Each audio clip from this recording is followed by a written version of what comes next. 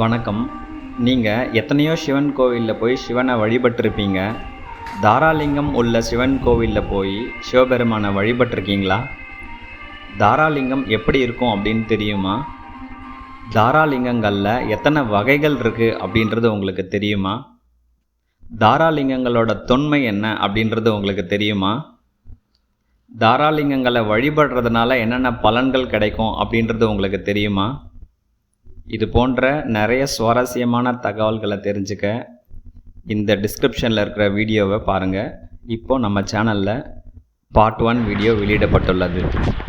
மேலும் இது போன்ற நிறைய சுவாரஸ்யமான வீடியோக்கள் வர உள்ளது. அதையெல்லாம் நீங்கள் தவறாமல் பார்க்கணுன்னா மறக்காமல் இந்த சேனலை சப்ஸ்கிரைப் செய்யுங்க. நன்றி, வணக்கம்.